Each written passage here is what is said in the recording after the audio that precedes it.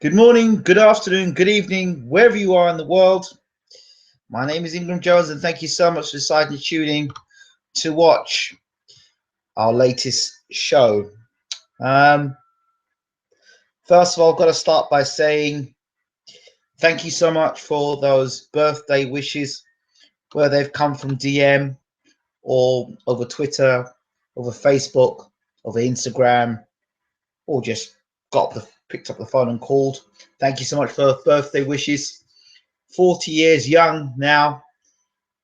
Can't believe it. So here we are, a few days after turning 40, and we're back. So as a birthday present, I decided to stay up to watch Wilder versus Areola. I didn't get to see any boxing before that. I heard on the grapevine that Rigondeaux broke someone's jaw by the name of Jazz Dickinson or Dickens. Not surprised, to be honest. Or Chaz Dickens or whatever the guy's name was. I plead ignorance, but I will go back and check the fight out. So to be honest, tonight's show basically will be about Wilder, Areola, and anything else I've heard about. Obviously, there are fights coming up: Crawford versus Pistol. I'm aware of that. Apostle, however you want to pronounce it. That fight's coming up. I'm aware that Frampton's fighting Santa Cruz. That's coming up. Dave Allen's fighting Dillian White. That's coming up. The Fury versus Klitschko 2. I'm aware of those fights. And a few other fights that are floating about. So, obviously, I need to get back on things. So, you're going to have to give me a few moments to kind of get a couple of videos together, which I will do, or probably do 2 or 3 shows just to catch up as to where we were. So obviously I didn't see the weekend that much. What I did see is Wilder versus Areola. I tuned in just in time for the ring walks. Let's see who's in the room quickly. Boxing Gossip, good to see you. Evening, my man. Mark Smith, good to see you. I'm well, thank you very much. Lucy Marshall, how you doing? You good? Good to see you.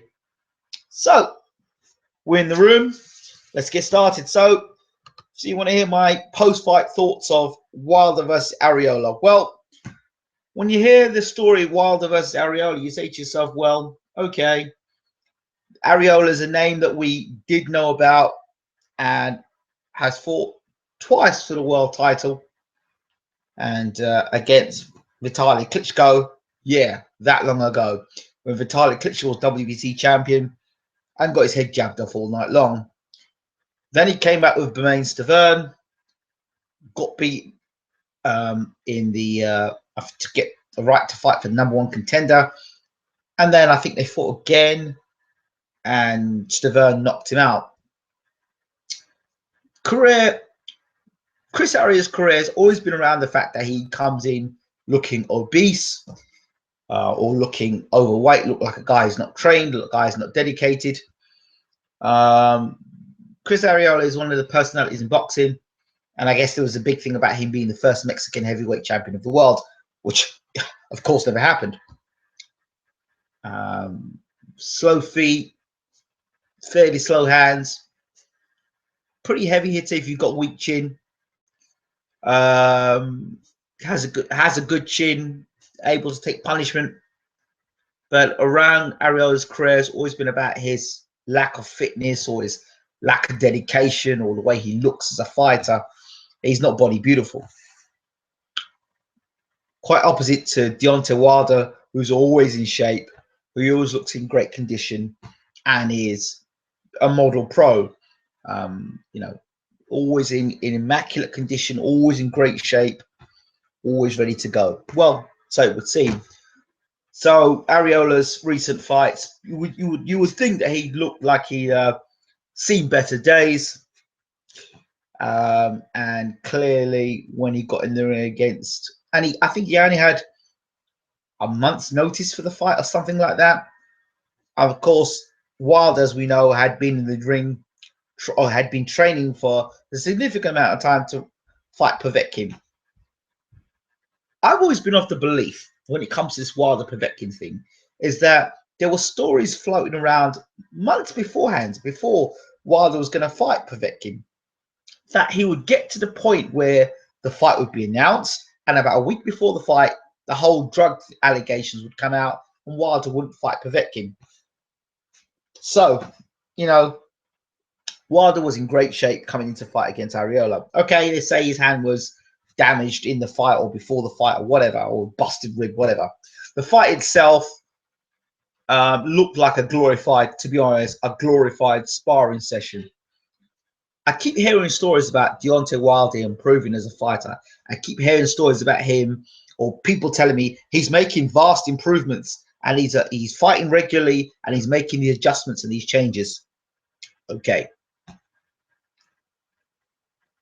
Now, from the Stavern fight to this fight, granted, Deontay Wilder has been fighting regularly, actively, as a heavyweight champion.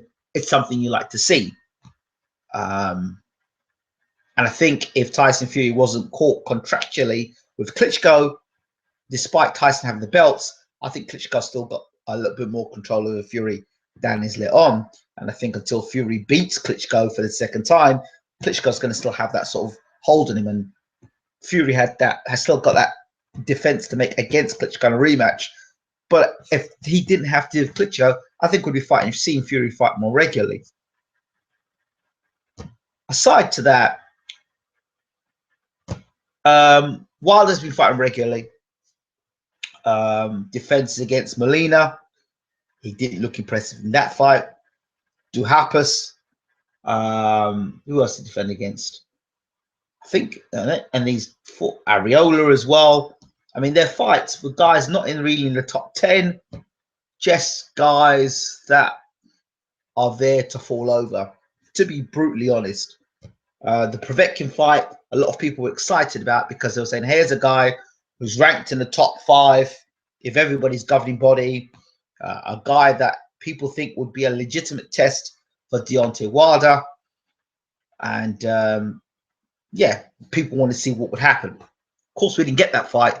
We got Areola. My assessment of the fight is this. I said it looked like a glorified sparring session first and foremost. In terms of Deontay Wilder making the same mistakes, still pulling straight back from punches, still got his hands up in the air, jumping back from punches with his hands up in the air. Still doesn't know how to block a left jab. I mean, a guy like Areola should not be hitting you on your chin with a left jab. No way. And Deontay Wilder has got power. But one or two things I've got to ask myself. Question number one is, has he met a level now where he's not going to lay guys out flat in the first round? And he's got a level now where at this level now he's out. He's going to stop guys later on with a cumulative effect of punches as opposed to one-punch knockout shots. Oh, of course, the Alpha Spilka fight as well. So all those fights, he's hit people clean on the chin.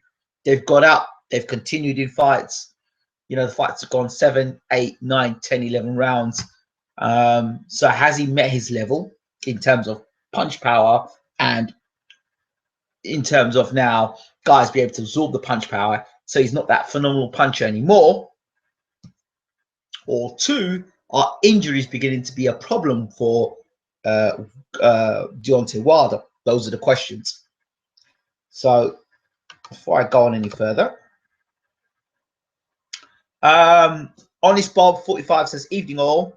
Dave Thomas says, Phil Carr did mention that. Honest Bob says, Wilder's effective but sloppy. He is indeed very sloppy. When we look at, and you know, it's quite funny looking back. I was thinking to myself the other night, you know, the American media gave Lennox Lewis such a hard time. He was boring. He didn't have no personality. They didn't think he had any heart. He didn't want to fight. And I think to myself, hold on a second. If Lennox Lewis was around today, what would the American media say about him? It's amazing they're not saying many things about Deontay Wilder from what I've noticed, but he still looks sloppy. He still looks a guy vulnerable, very vulnerable to overhand right punches. He looks like a guy vulnerable, very vulnerable against a boxer who's able to capitalize on his flaws. The guys he's fighting at the moment are too slow of hand and foot to capitalize on the defensive frailties of Deontay Wilder, And while you're doing that against this level of opposition, ranked 20 to 100, that's okay. You kind of get away with it. But when you move into the top 10 and you start making those mistakes against those guys and they're not being corrected now, then, like I said, Deontay Wilder is an accident waiting to happen. So, you know, does the Povetkin fight go ahead?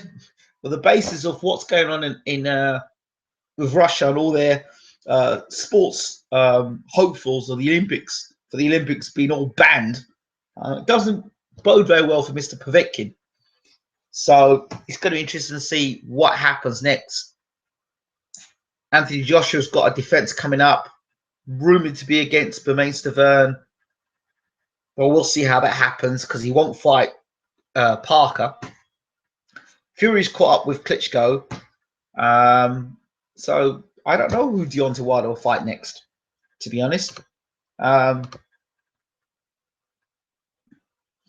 Dave Thomas says, Wilder fights like a drunk octopus. I mean, the state of the heavyweight division. I mean, when people look at Deontay Wilder and say, yeah, he'll destroy Tyson Fury. Right? Now, I want to know how they go about putting this sort of fight together in terms of how Deontay Wilder goes about it. First and foremost, no disrespect to Deontay Wilder. He is an athletic fighter and, you know, he's got some personality. But for some whatever reason, he hasn't crossed over yet. He hasn't, you know, he's not selling out big arenas as a heavyweight champion of the world, which is strange. I don't understand how this fight could happen between Fury and Wilder and for it to be a very competitive fight. I don't see it. Because first and foremost, Wilder has technical flaws. First and foremost, he doesn't know how to block a left jab. You watch Wilder carefully. He doesn't block a left jab. He doesn't block it, kind of sways back from it. He doesn't know how to block a straight left jab. And when he gets backed up against the ropes, he puts his hands up in the air like this. So those are concerns there of Deontay Wilder. And he's one that overreaches a lot as well.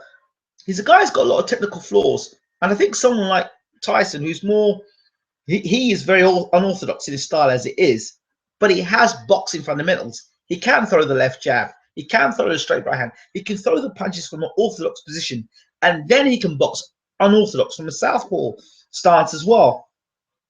Wilder is too, at the moment, I think Wilder, with a good trainer, I think he could be a real force in the heavyweight division.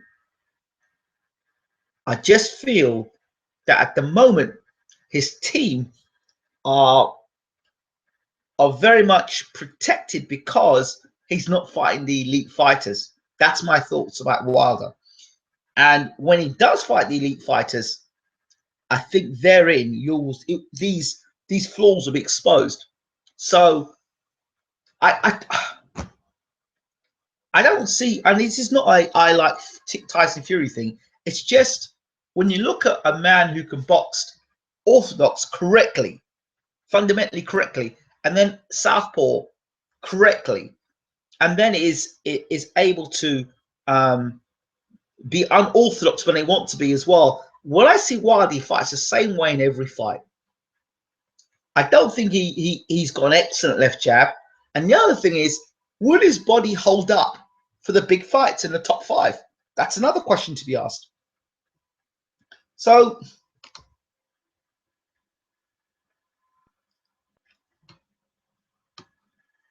Boxing Gossip says, I've heard from several sources Wilder's out for 12 months. That's why I heard that too. The bicep is the problem, not the hand. Okay. Dave Thomas says, shit, that's a shame. Would love to have seen Fury versus Wilder. Feel they'll build it more than anything. Indeed. Honest Ball 45 says, it's almost like he needs to go back to basics. Quite possibly. I think that is it. I mean, he looks like a guy that's come out of the amateur ranks and it's just been touched up a bit, but not a guy that's actually been taught.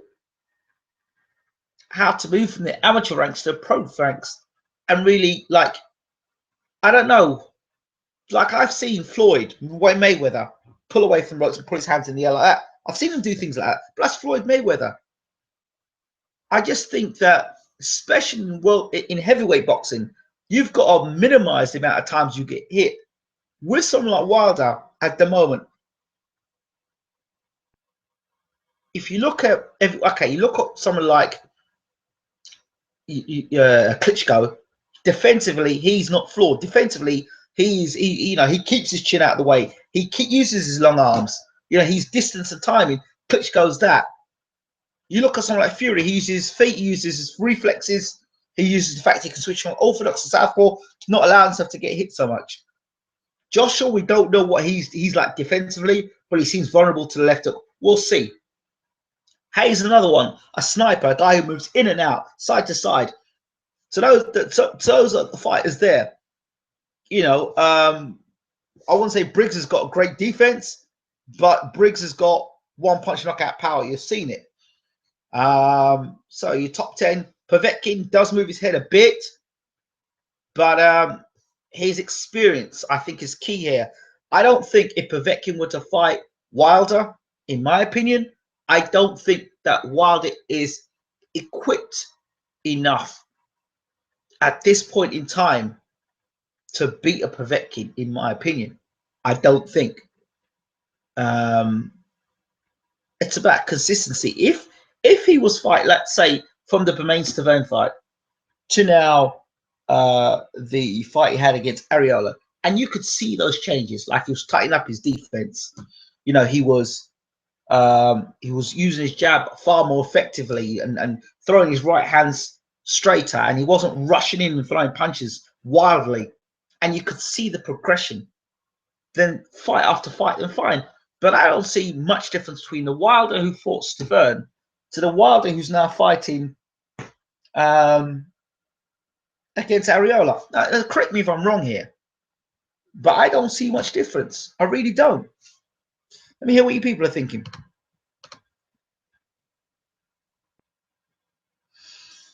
I agree with the comment about amateur ranks and touched up a bit. Is that why he's had so many learning fights in the pro ranks? Now, let's remember, I think Wilder, like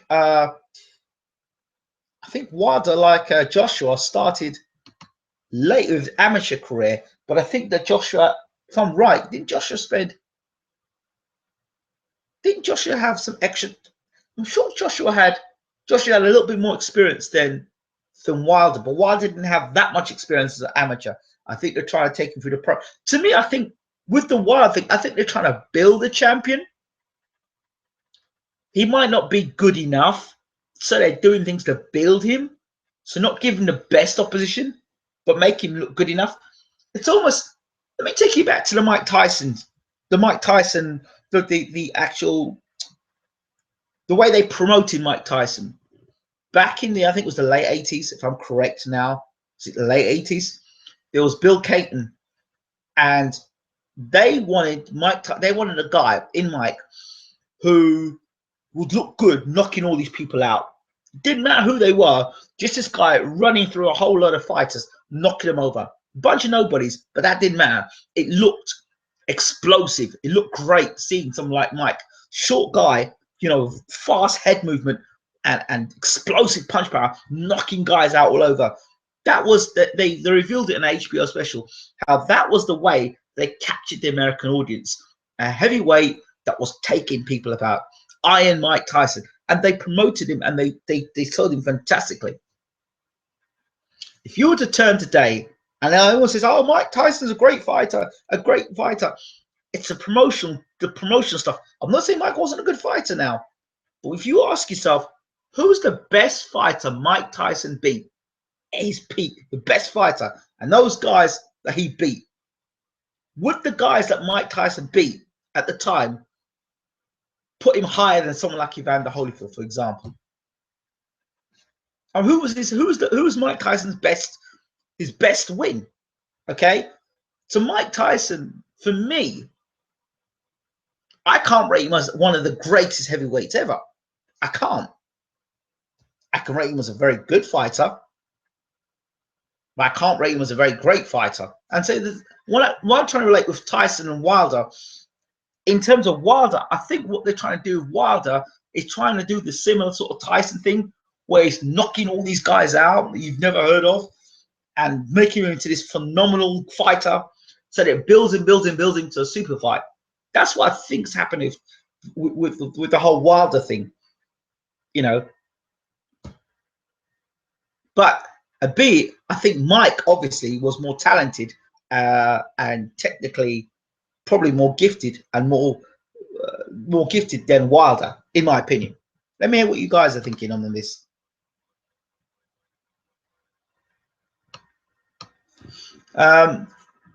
Grahamson says, what I don't like about Joshua's promotion is how they keep name dropping and insinuating he's avoided. Well, it's cheap promotion, isn't it? Cheap advertising. Cheap advertising. That's what it is. But I can assure you, should Fury get past Klitschko, he'll be going after Anthony Joshua next. I can assure you, they'll go after Anthony Joshua next. If Wilder's out, they'll go after Anthony Joshua next. Sure of it. Peter Fury himself has said it. Listen, after the fight with Klitschko, should we be successful, we're going straight after Anthony Joshua. So, and I guess the thinking is, get him before he gets any better. So those are my thoughts on that. Would you go to Wembley to watch Fury versus Joshua? Yeah, I would. I would. I would, yeah. I'd actually be more interested to watch Fury versus Joshua than Fury versus Wilder. I think Fury versus Wilder will be great as a press conference. Fury versus Joshua will be, for me, a boring press conference. But I think Fury will be the one who'll have to promote that more.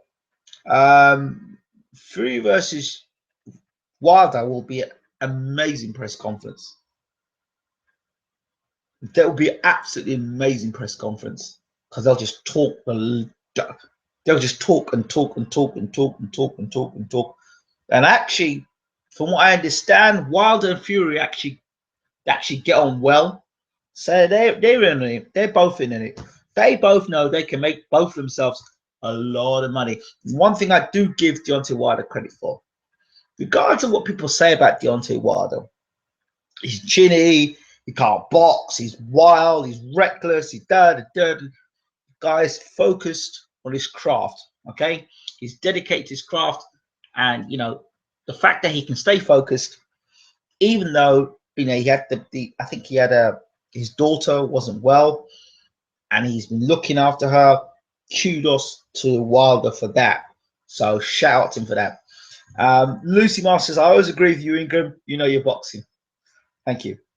So I tell you, here's something here. All these people talking about Dillian White and thinking Dillian White is this and Dillian White is that. I'd like to know how many people would put Dillian White in with Deontay Wilder next. Yeah, that's it. And Wilder's never out of shape. You've got to give him credit for that. He's never out of shape. You've never seen Deontay Wilder, you know, with a pot belly or Deontay Wilder looking totally overweight. That is something you've got to give Deontay Wilder credit for. So give him all props for that as well. It's a shame that the heavyweight champion, the WBC heavyweight champion of the world, is so flawed. So flawed. You know, and all those American writers that were shooting at Lennox Lewis and saying he was this and he was that, Lennox Lewis was never as flawed as Deontay Wilder. Never as flawed as Deontay Wilder. So I don't know. I don't know what to think. Right, I'm gonna crack on with some other information I've heard about, or some other news I've heard about. I heard some news. Well, before I go on, I've got to also say thank you while I'm at it, to say thank you to Team Fury, Ramsey, Asgar, and Peter Fury. Thank you all so much for birthday wishes. I thought I'd slip that in, by the way. It's good to see Furies are back in camp training. Saw a photo the other day of Peter and Tyson back on the mitts. It's good to see. Interesting to see as well that we've heard no more of these drug allegations. I can't remember who I was talking to about it recently. I can't remember who it was. But yeah, like I said, I think it's a complete witch hunt. But there you go.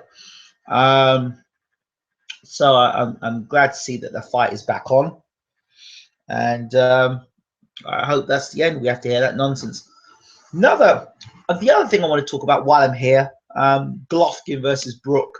Some stuff I've been listening to, comments.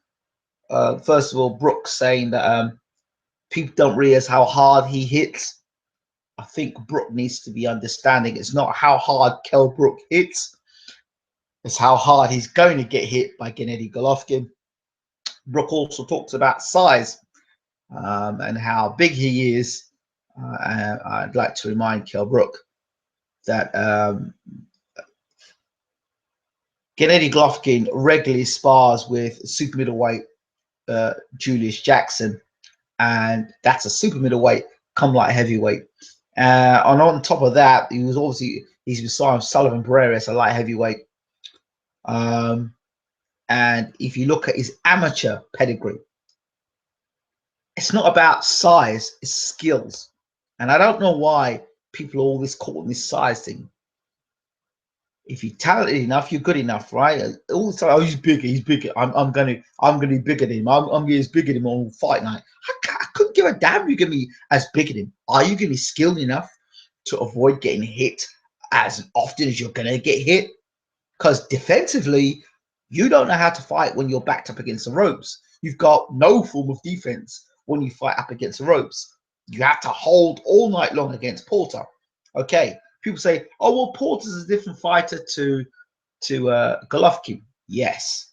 Well, first of all, Golovkin hits a lot harder than Sean Porter. The second thing is, when you're fighting a guy who's a natural middleweight, you're moving up in weight. So first of all, the punches are a lot harder. You're not getting hit by a guy who's just a middleweight that can punch. You're hitting a middleweight that is, knocking guys out with not even putting full power behind the punches. It doesn't bode well for you if you're getting rocked by Shevchenko and you've been dropped in your career already as a welterweight. You haven't proven yourself to be the best welterweight in the world. You haven't even got proven that you are a devastating finisher at world level. Yet somehow or the other, you're going to jump from welterweight to middleweight. You're not the fastest middleweight or welterweight out there. Distance and timing is what you're about, Brook. I agree. But that distance and timing and that speed and what you've got and what you're doing as a welterweight, you're going to be doing it, but you're going to be doing it slower as a middleweight. You don't even know what you'll do as a middleweight. So all those reactions you've got to pull away from punches and pull back from punches, that's okay as a welterweight. But as a middleweight, it's okay knocking about guys in sparring. But sparring and fighting, you've got a guy who's going to be prepared and ready, who fights at middleweight. Okay? And you're not a natural middleweight. Don't care. You can tell me all you want about Sugar Ray Leonard moving up to fight Marvin Hagler. Sugar Ray Leonard had speed of hand and foot and could fight off the ropes and was a hard puncher at his weight and had blurring hand speed. Blurring hand speed. And size isn't the key for Leonard's success. Brook's size is the key. And one of the keys to Brook's successes is his size. When you are bullying guys in your weight category and you're stronger than guys in your weight category, that has to be one of your strategies come fight time. Okay? But now you're fighting a guy who will be physically stronger than you. And you're talking about packing a punch. So I guess David Lemieux doesn't pack a punch. I guess Curtis Stevens doesn't pack a punch. Just saying. But it's okay. Because if Brook tells you it and Hype Mismatch Room tells you it, it's fine. All those guys and supposed pundits that said Amir Khan stood a chance against Canelo, I said, yeah, Khan stands a chance until he gets nailed. And I'll say the same thing about Kell Brook. When he gets nailed by Gennady Golovkin, it's a different matter. Now, listen, I am not on the Gennady Golovkin hype train. I'm not. But I'll tell you this much. You know, he's fighting a guy that's coming from welterweight up to middleweight. And I've said it before, and I'll say it again, and I'll keep on saying it. Abel Sanchez trained Terry Norris. And the Terry Norris success game plan was to pull guys up from lower weight divisions to fight them, or drag guys down from higher weight divisions down to fight them, and stay in the division where you are, and that's how you make your money. That is the strategy that Abel Sanchez is going to use with Gennady Golovkin. Watch and see. Just keep watching. Pull guys up from middleweight, drag guys down from higher weight divisions down, drain them one way, or make sure you're bigger than them. So you're always in the advantage position. Watch and see. Watch and see. So all those people are like, oh yeah, well, Brook stands a chance in this fight. He's never been knocked out. Okay, well, wait. Let me hear what people are saying in the room.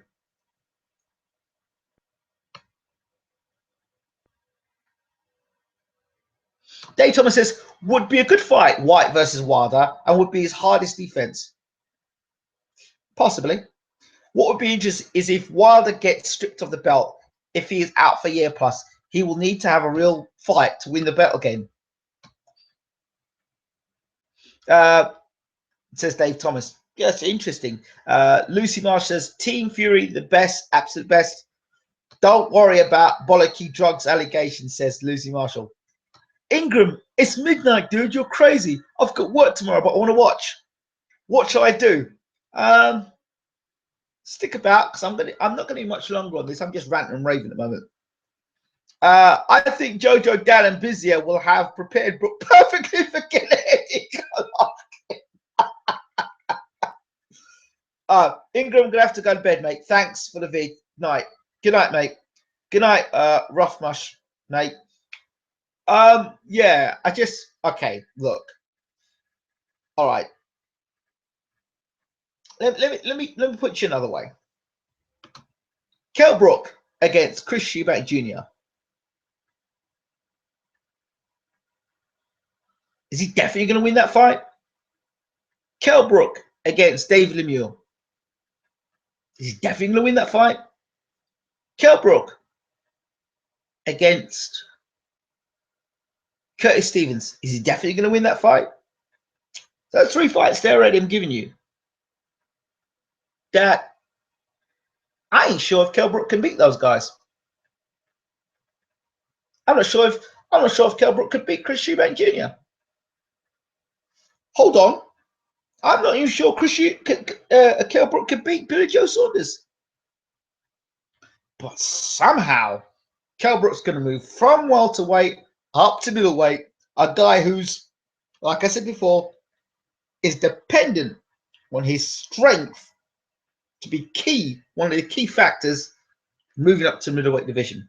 He'll be slower, he'll be easier to hit, and he'll tire faster. And there still is a question mark about Kell Brook's conditioning, personally, because nobody's pushed him. You know, Gennady will push him because he'll put him under pressure.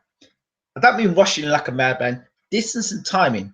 When he starts to feel the power of them heavy shots landing, and then body shots, I know that Gennady's been landing some body shots. And you know Brook don't like body shots already. Yep. So those are my thoughts about that against Kell Brook and Gennady Golovkin. talk. Just thoughts that come through my mind quickly as I'm going through things.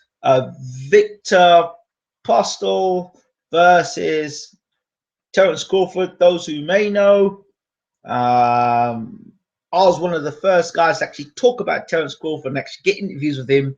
2 interviews I've got with Terence Crawford before he fought Ricky Burns for the world title, and before he fought, just after he fought Prescott. I chased him up there to find out. So you check out the 2 interviews. Terence Crawford, for me, is a good fighter, but I have question marks about his durability. I really do. And you know why I said that is because when Terence Crawford was going to fight, was being scheduled to fight Pacquiao, out of left field, completely out of left field, Floyd Mayweather said to Crawford, or he made a statement, avoid Pacquiao. This guy punches very hard. He was warning Crawford about the punch power of Pacquiao. Why would somebody say that unless he has had some sort of reports about Crawford's durability?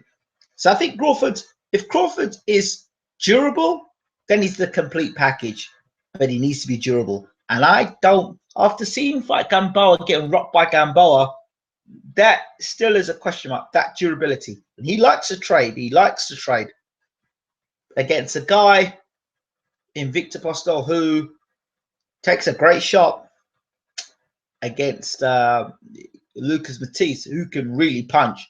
Everyone knows Matisse can bang. So it'll be interesting to see. I'm going to go back and watch Victor's recent fights, and I'm going to go back and watch Terence Crawford's last 3 fights. And then from there, I'll come back and probably do a show for that. Initial thoughts about Carl Frampton and Leo Santa Cruz. I think my initial thoughts are, I think if Scott Quigger started the fight faster, he could have beaten Carl Frampton tonight. But if you want to start fighting 6 rounds into a fight, then that's your own problem. But I don't think Leo Santa Cruz would make that sort of mistake. Frampton, in the fight, he fought against the Mexican, who was significantly taller than him, was able to catch him with a straight right hand all the time. Frampton says that he's made adjustments, and he's out in America earlier, so those things won't happen. I just think that Santa Cruz is a whole different ball game when it comes to work rate, and I just see Santa Cruz outworking Frampton, out punching Frampton. I just think he's just gonna get on Frampton, get on top of Frampton, and just let his hands go. I just don't see how, unless Frampton's got the power featherweight. We don't know what Frampton's like at featherweight. We really don't know. But you know, Santa Cruz has been at featherweight now in a couple of fights, and I think that he seems to be doing well with it. And he's not been at featherweight and fought bums. He's fought a featherweight and fought decent fighters. So, you know, I'm going with Santa Cruz on this one. I'm a massive Frampton fan, but I don't think he beats Santa Cruz. I think the weight's going to suit Santa Cruz more than it's going to suit Frampton. And unless Frampton can rock Santa Cruz, hurt Santa Cruz, he's in for a long, painful night. So those are my thoughts on that fight.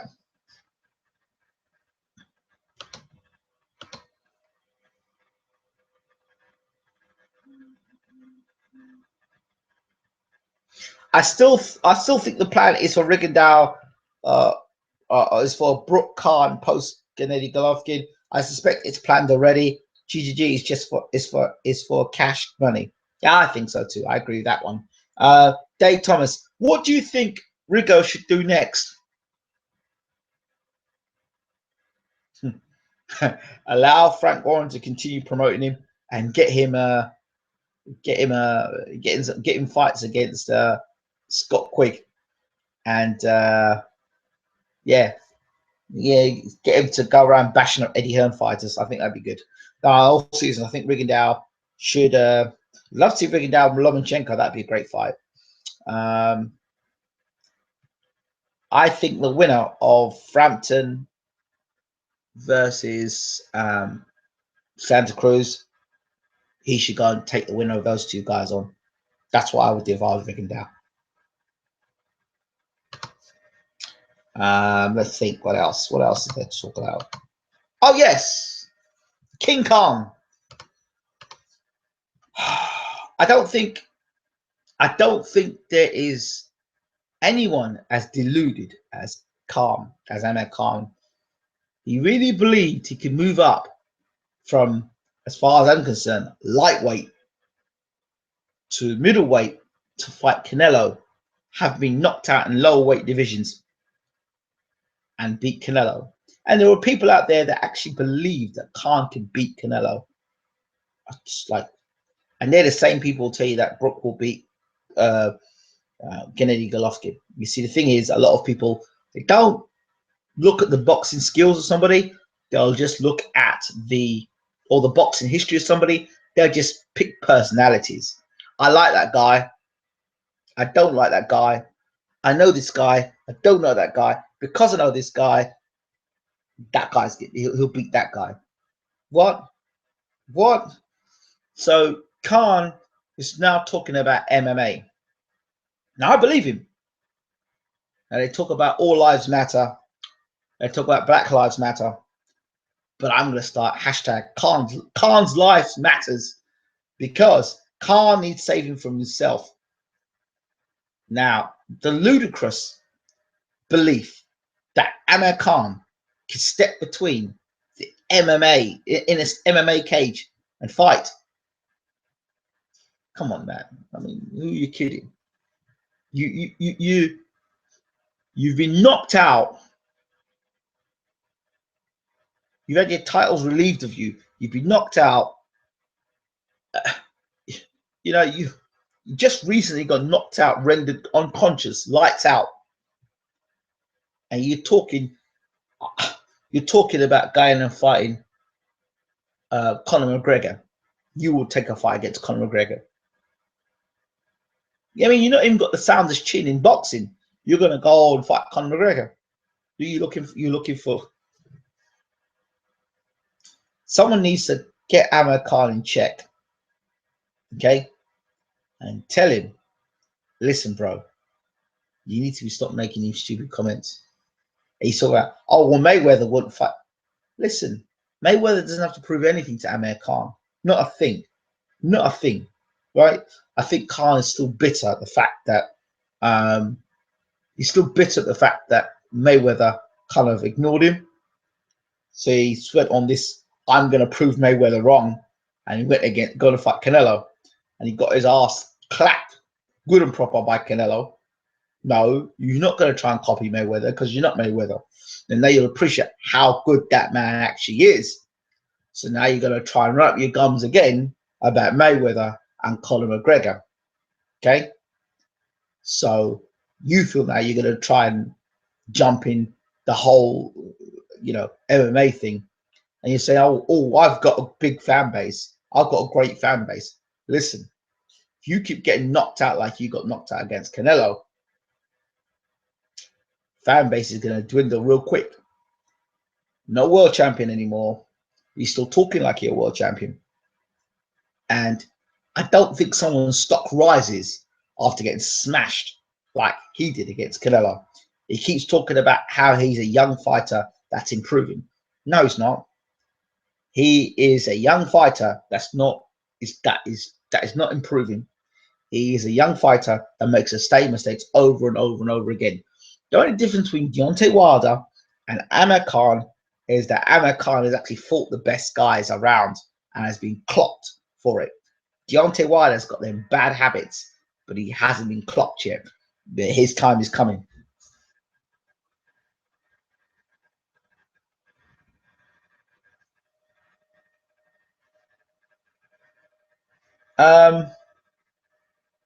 Leif Grahamson says, I worry for Khan after so many hard KO losses. Yeah, I worry for him. Khan's life matters. Okay, I agree with you about Khan being deluded, but to be fair, he did outbox Canelo for 5-6 rounds. Problem was, we all knew as soon as he got hit clean, it was goal over, and we were right. So, listen.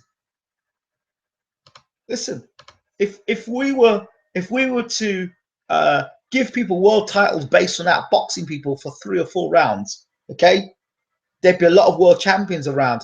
Harold Graham would have been a world champion. Okay, Henry Cooper may have been a world champion. If you base it on the fact that Henry Cooper dropped Muhammad Ali, he may have been a world champion, even though they weren't fighting for a world title at the time, I don't think. Okay, so but the fact of the matter is, it's a 12-round fight. Okay, 12 rounds. 12 rounds are there for a reason. Not a 3-round amateur bout. It's a 12-round fight. So when people tell me, well, he was up on the scorecard until he got caught, it's boxing, and protect yourself at all times. So the excuse of him getting nailed and knocked out, Canelo did what he had to do. Took his time, waited for the opening, and then bang, that was it. Canelo had 12 rounds against Floyd Mayweather. And for 12 rounds, he chased Floyd around the ring. And some of those rounds, yeah, it was getting his head popped back. And he was getting put back in his place. So trying to move too forward and get too brave, for the clock him with a straight right hand. Put it back in his spot. Reset, start again. But with Khan, he couldn't do that. The reason why Canelo was able to time him is because Khan was fighting very predictably. All right, he didn't keep Canelo guessing. So when everyone said he was outboxing Canelo, Canelo was allowing him to do what he was doing, because Canelo was just saying, all right, I'm watching you, I'm watching you, I'm watching you, I'm watching you. That's why Canelo could throw that punch all the way from Mexico or Puerto Rico, as James Uncle Bashir says. He could throw a punch from all the way from the back of the arena, and he can hit Khan, because Khan's movement was predictable. And the other thing about Khan is, I said that as soon as Canelo starts going to the body, he'll slow Khan down. The same thing will happen with Brook. He'll slow body shots, bang, bang, start slowing Brook down to the body. And then head's an open target, because Brook does not know how to defend himself. Brook doesn't know how to defend himself. So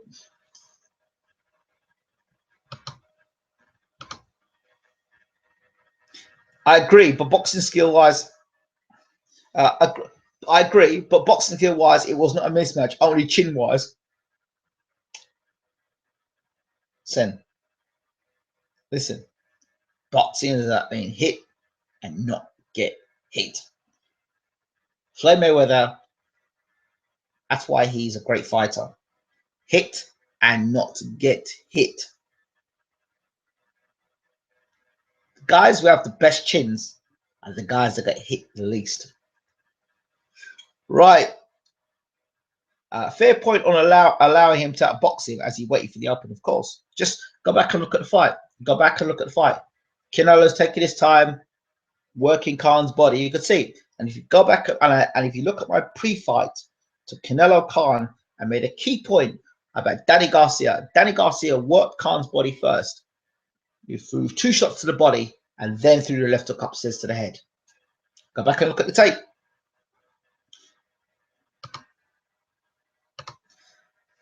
So we've talked about Khan Canelo and Brook, Gennady Golovkin. We've talked about Leo Santa Cruz and Frampton. Dave Allen versus Dillian Whyte. It's an interesting fight coming up between 2 heavyweights. Dave Allen, as some of you may know, is pretty close to Baylor TV. In fact, we were talking to Dave Allen when Dave Allen had 4 or 5 fights. So he's got his fight coming up against Dillian Whyte, July 30th, sorry. And Eddie Hearn is pretty confident that Dillian Whyte is going to beat Dave Allen. He's so confident. They're saying that Dillian Whyte will fight Derek Chisora next. Well, the fights I've seen Dillian Whyte in so far, against Brian Minto, he didn't look impressive. Against Anthony Joshua, he got knocked out in. And in his comeback fight, he hasn't looked impressive in. So Dave Allen comes off a fight with Jason Gavin in his 9th fight. Even Anthony Joshua never fought Jason Gavin in his 9th fight. Deontay Wilder didn't fight him in his 9th fight. And everyone's jumping on the bandwagon about, oh, Dave Allen's this and Dave Allen's that and Dave Allen's this. 9th fight as a pro. Come on. Get hold of yourselves, boxing fans. Garcia hit him in the neck and he still knocked him out. Haha. Tony Man 2C talked about Crawford Postal yet. Yes, I have talked about it briefly. But my initial thoughts are, having followed Crawford and interviewed Crawford before people were actually ranting and raving about him, I talked about Crawford. I actually interviewed Crawford just before he fought, just after he fought Prescott, and then just before he fought Ricky Burns. So I'm a big Crawford fan, but my concerns about Crawford is his durability. So if you go back and play the video later on, his durability is my concern. To me, this is the fight to find out whether Crawford is a genuine pound-for-pound fighter, 1, and 2, whether he could go on to become an all-time great. Because you've got to be, at some point, you have to be able to absorb it. And I'm not sure if he can absorb a big shot yet. If he can absorb a big shot, then great. This guy he's fighting took Matisa's best punches. That says something, and still stopped him. But I want to be able to go back and watch Postal a bit more. I want to go back and watch him. At the moment, I'm favouring Postal at the moment and not Crawford, because his skills can pay the bills. But like I said, it was something Floyd Mayweather said about, that alluded to possibly Crawford's durability. We'll see.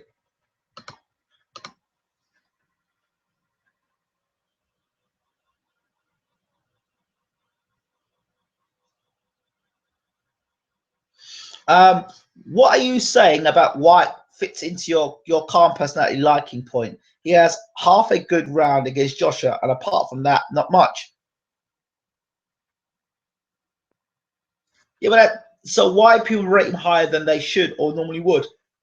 That's my point. See, I think Dillian Whyte has promoted himself well. He's still very much an enigma of how good he actually is. Him working with Mark Tibbs is probably the best thing that could happen for his career. What I don't understand about the Dillian Whyte story is that, wait, you're working with Jonathan Banks. Jonathan Banks was always going to be with Klitschko. So that was always going to happen. I don't know if Dillian was thinking, well, I know Jonathan, me and him are spars. We'll see how this relationship can develop. You knew you were always going to be number 2 to Klitschko. There was no way you were going to get that sort of attention. So was it a case of, what, once you sign with Matchroom, you'll get Mark Tibbs? I don't know. But I do know this much, that he's going to have to fight a little better than he has fought previously.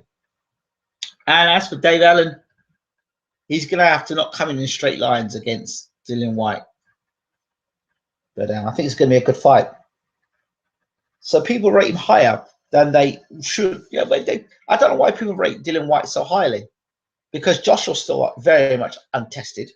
So for foul poll boxers, does Postal get pound for pound consideration if he wins? Of course he does.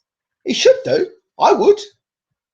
I mean, if Crawford's pound for pound in top 10 and Postal beats him, yeah, sure. He's fought Lucas Matisse and beat him.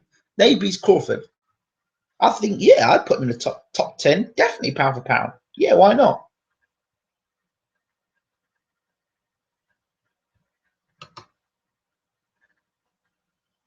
Dave Thomas has felt sorry for Allen in that last fight with Gavin. Takes 2 to tango. That was a terrible fight. Yeah, again, but that was his 9th fight against, how many fights had Jason Gavin had? Joshua never fought Jason, and Joshua didn't look great against Jason Gavin either. He didn't blow Jason Gavin away. And look at Didn't work. Didn't work. Deontay Wilder's fight against Gavin. Didn't he go 4 or 5 rounds? Gavin was out of shape, and Deontay Wilder still couldn't put him away. So Gavin makes a few people look pretty bad. I don't think it's a bad thing with Gavin. I just think, you know, in my opinion, I just think Gavin is just one of those tricky kind of guys, and I think, you know, Alan should be given more credit for it.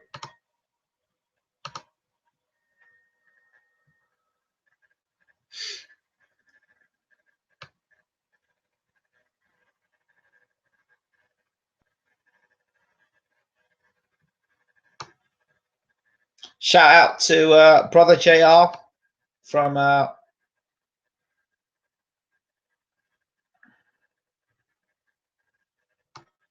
on a second.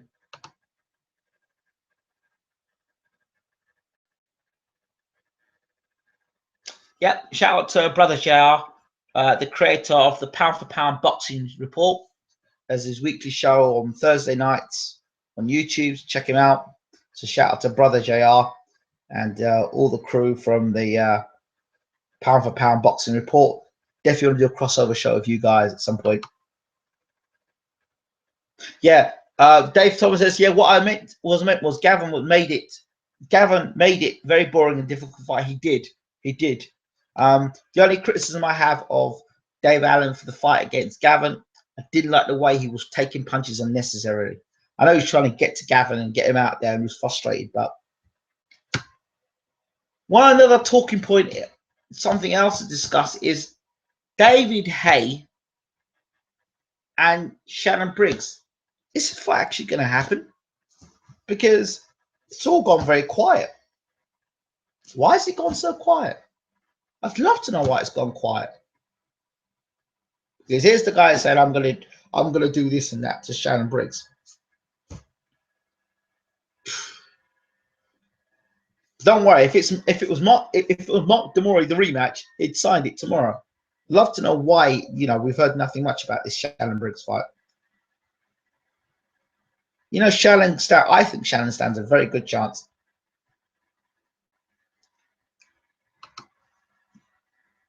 Should I wake up at 5 a.m. Chicago time for the Parker fight? Is Parker fighting tonight, is he? Well, if he's fighting, I'll check that out. 5 a.m. Chicago time. It's 5 a.m. Chicago time, 5, 6, 7, 8, 9, 10. It's 10 a.m. UK time. How's it doing over in Chicago? Is it all good in Chicago? I was there recently. Tom CFC says Shannon stands 0 chance. Really? Yeah? Well, if Shannon lands a right hand on David Haye's chin, we'll see. Haye got a better path to Joshua. I tell you, if Wilder's title if he gets stripped while being injured, it'll be interesting. Dave Thomas says it's hard to respect Haye and take him seriously after the 2 events he has put on.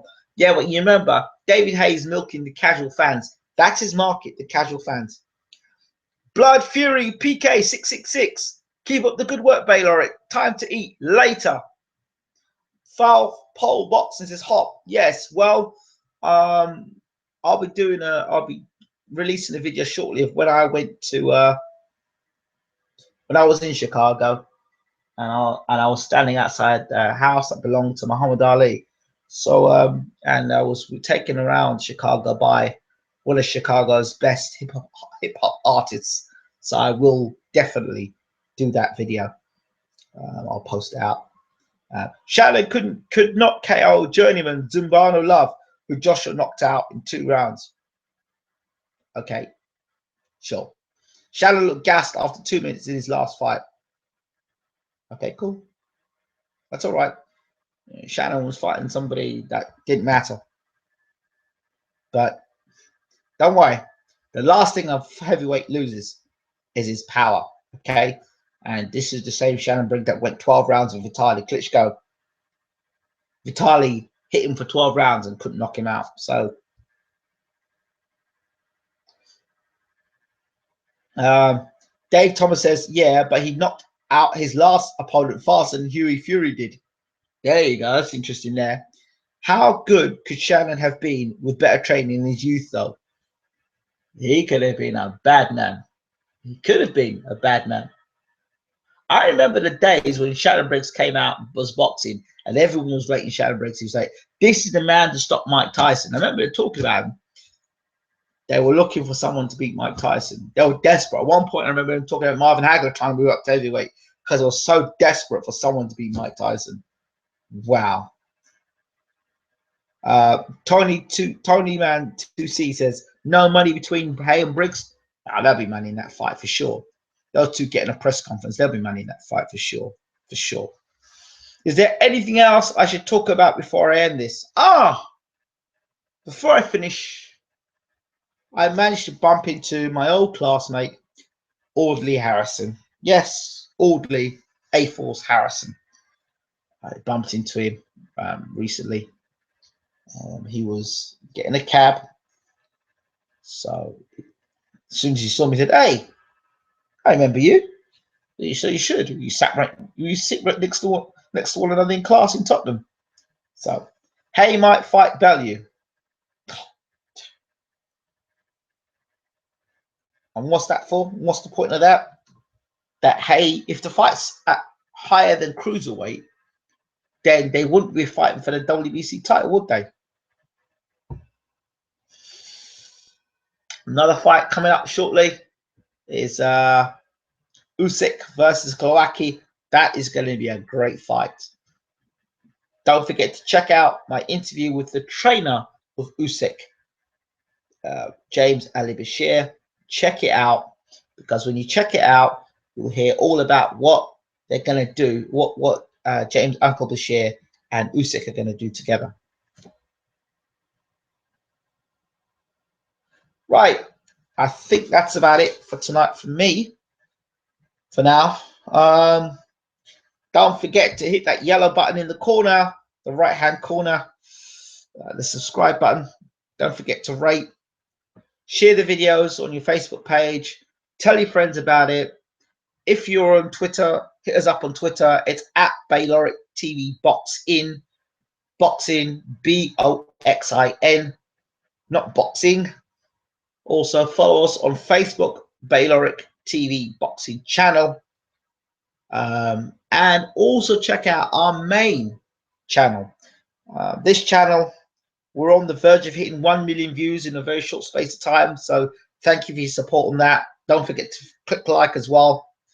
And on our other channel, Bayloric, Bayloric, please subscribe to that channel as well. We've got entertainment interviews. We've got classic interviews with former fighters. So check it out. And I'll be back with pre-fights and more post-fight talk. This has been Ingram Jones for Bayloric TV at 1:45 in the morning. Thank you for tuning in. I appreciate you. I'm out of here. Take care.